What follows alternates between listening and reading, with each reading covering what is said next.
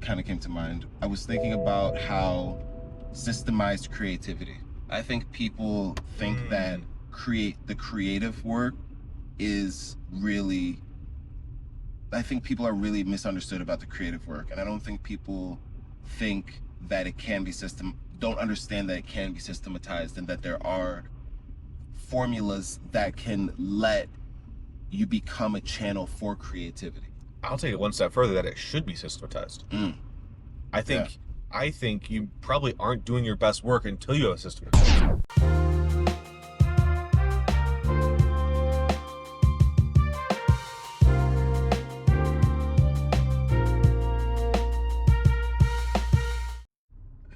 Now we're back. All right. Now Super we're back. secret with Berry Gordy. Yes.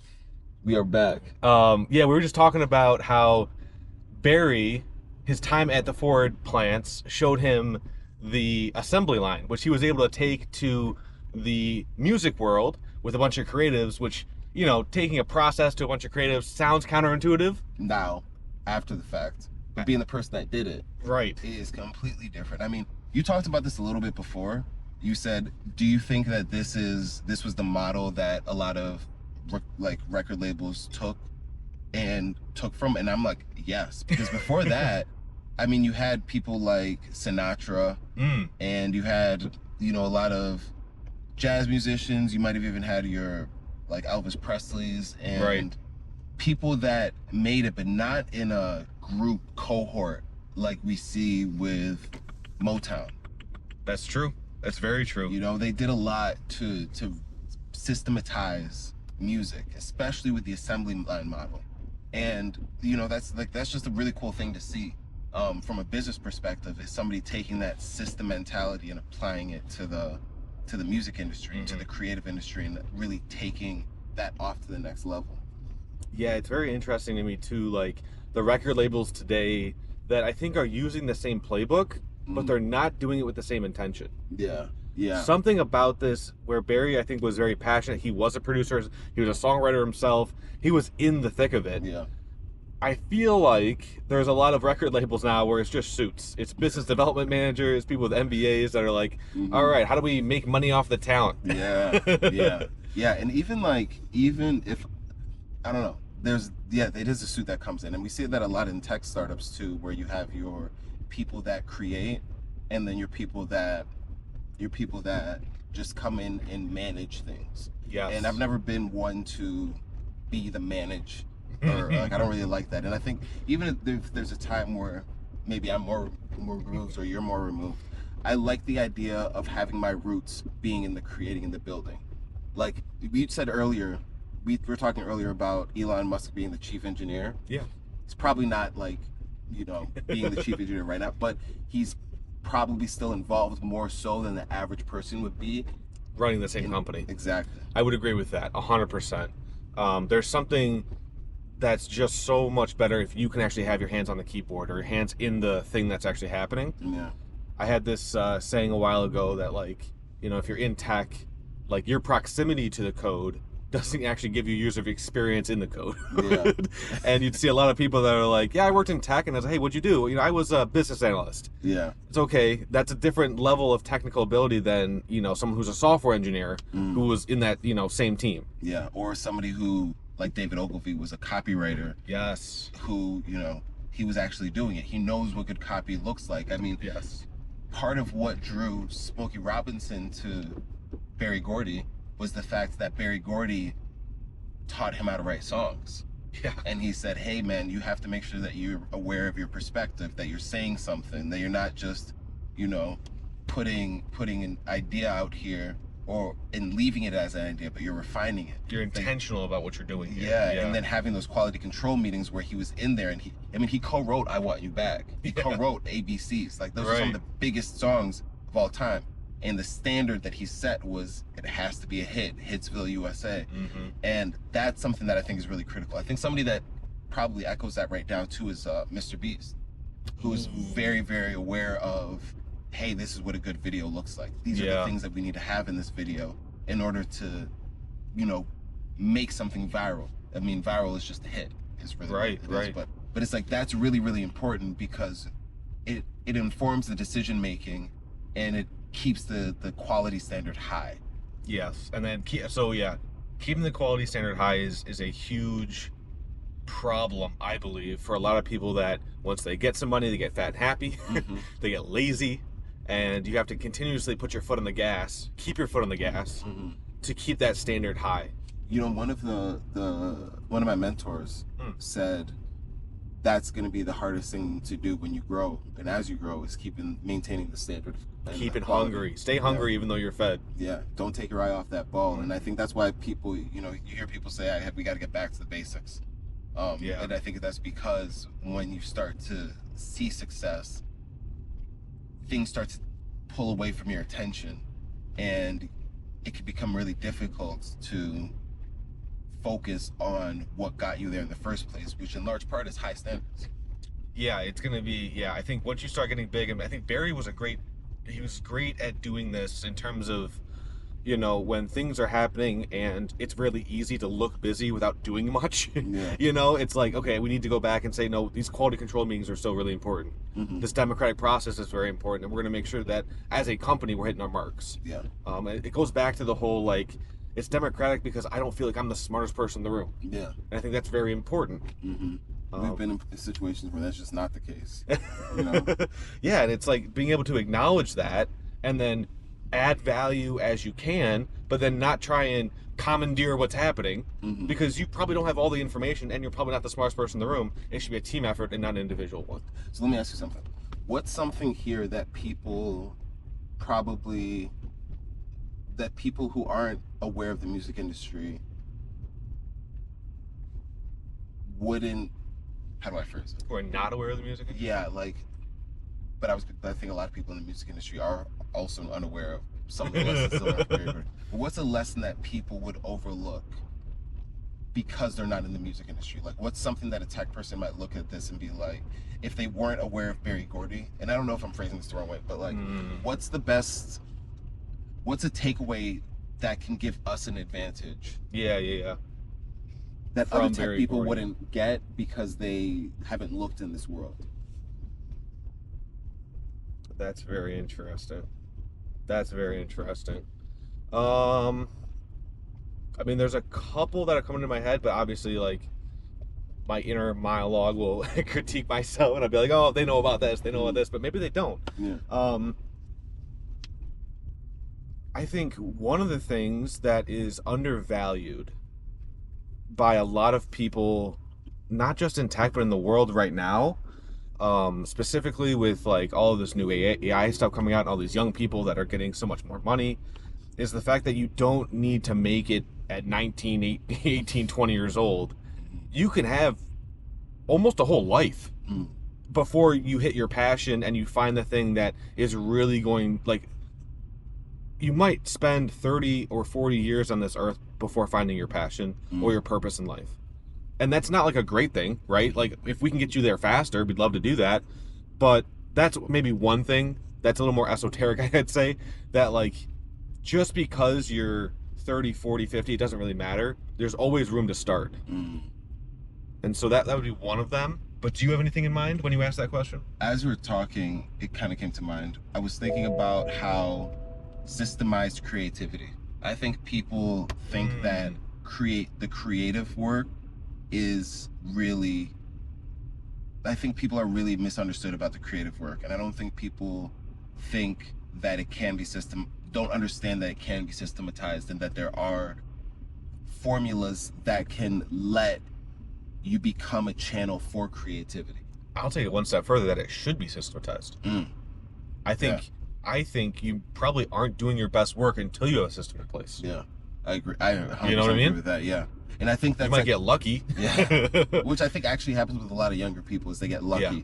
The people that really, even like people that get lucky, need good people around them to nurture that luck, or they end up going through a lot of mental strife. Yeah. Like, somebody that comes to mind right now is somebody like Justin Bieber.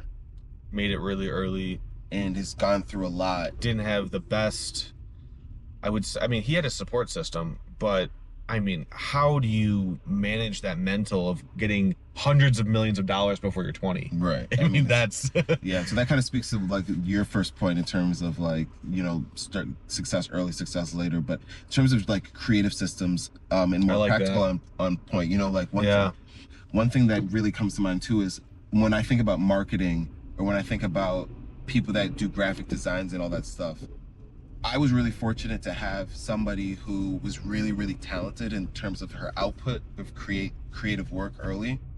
And ooh, I got another one. Yep. No, go for it. Yeah, and she would just like, whenever we were doing screens and stuff like that, it wasn't, she had a system, and she would be like, hey, here's like 5 different designs, which one do you like most? Okay, well then I can go and rearrange these things. Like, she knew what she was doing, and she was a creative, but she was very systematized and very organized. And that's something that I take a lot with how I go and do my creative work, outside of like coding and stuff like that. But if I'm doing like visuals and stuff like that, a lot of it is like, okay, this is something that we can do. And I understand iterating too.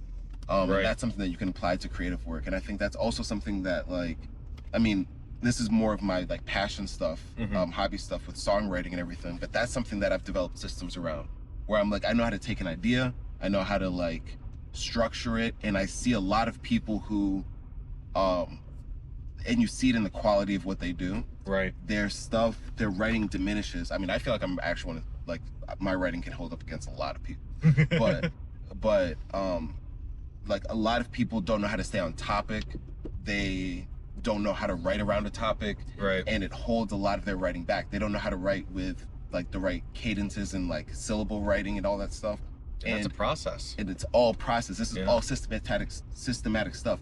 People don't really understand creativity. I think creativity comes from having a whole bunch of options that you understand how to do, and then you selectively choosing the things that you want to do in the moment. That's where the artist comes from, where it's like, okay, I have all these different options, and I can express myself. You express yourself by your choices and your decisions. Right. And I think that's what people get wrong. They just think it's me not having structures what makes me artistic and creative. But what ends up happening when you have a command of the fundamentals is you become fluent in them, which means that it just flows through you, and that's when the creative spark happens. Right. A lot of people underestimate that it took us a long time to learn the fundamentals of speaking and language, to the point where we don't have to think about the words that we want to say all the time. We can just let them flow through us. Yes. But that applies to so many different things. It applies to coding. Once you understand how to write and start up a program, then you can start doing it without thinking about, okay, how do I write a for loop? How do I write markdown? Like, it's just, you're thinking with the end in mind, and you can just execute and let it happen, and it can happen really fast. Driving, you don't think about, you know, even driving stick, like you don't think about it, it's a reflex, it happens. Like 100%. Jake does these founders drives driving a manual car. Yeah, they don't know that. Right? But it's like, it's so automatic that you can think about other things while you're doing it. And so I think that same thing is with creativity. And it irks me when people use their creative idea, like when they're not, they discount output. The process and give way more credence to, oh, it's a gift from God. He's just talented. And here's the real super secret.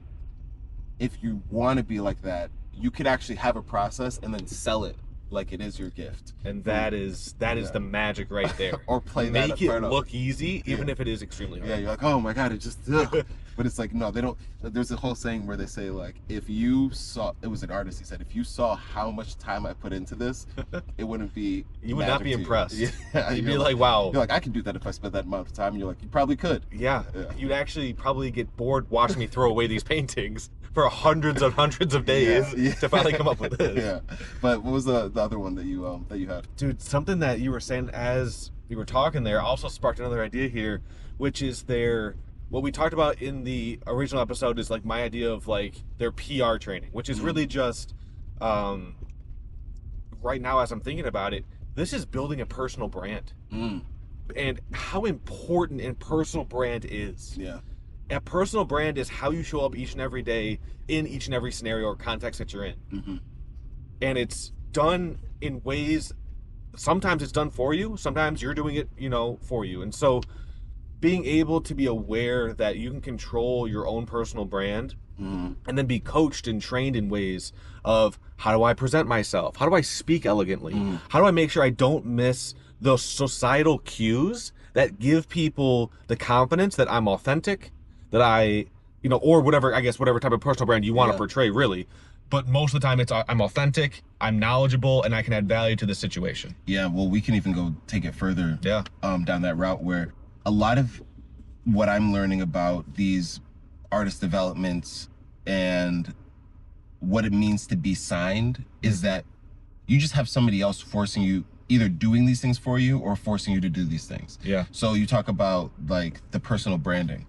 Before, you just had the like in Berry Gordy's case, you had Maxine Powell come in and do it for you. Right. And force you to do it. Right. And that was your edge. Now you have to go and make sure that, hey, I'm working on my posture. That's how detailed they got. I'm working on how I speak so I can speak elegantly and convey my ideas clearly and succinctly in front of people. And I have good interviewing skills and I know that I'm prepared. Those are things that used to be part of the package, which is what I think is missing in a lot of these artist developments right now. But missing a lot of people, to be honest with you. Yeah, but it is something where in building your personal brand, it is something that we can take directly. It's like, okay, if in the 60s, that's the things that they were working on.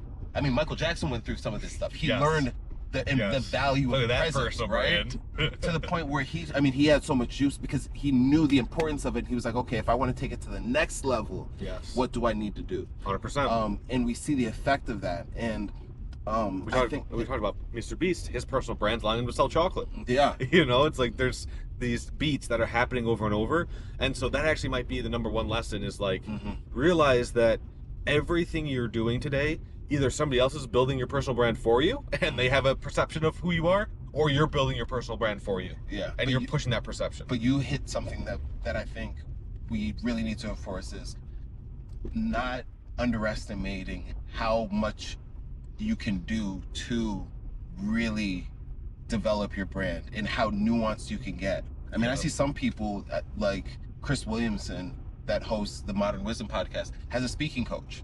Yeah. He's not just up there riffing and talking and doing X, Y, and Z. He's very, very calculated in how do I practice feeling comfortable with my speech so that way when I'm in an opportunity with a guest, I can be the best version of myself. Right. Even though he's one of the top audience gathering podcasts in the world, he's still looking for ways to improve. Yeah. And so that's something that I think it probably is the biggest takeaway is developing the personal brand and developing your talent and developing your artistry and what you can and can't do. I mean, again, you had somebody, Maxine Powell, who's like, no, we're going to make sure that you guys are out here, looking your best. And we're not going to just leave those things up to chance. We're going to rehearse those things. And that's something that we can all take away right away. I like that a lot. The personal brand stuff is so big, and it also dovetails really nice into the product that we're building, right? To help you guys show your personal brand on a link in bio. We got an ambulance there. You'll see it in the background here.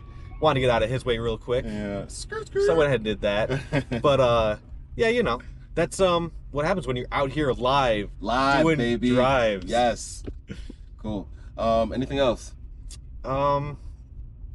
No, I think Barry's still alive today, and he might have a couple more hits before he passes. Hey. So this is a great, I think, episode, double episode 2 with the public one that we did. But yeah, if you guys like this, comment on this post on Founders Drive. Let us know if there's a founder you guys want to see us do. Yes. But until next time, peace.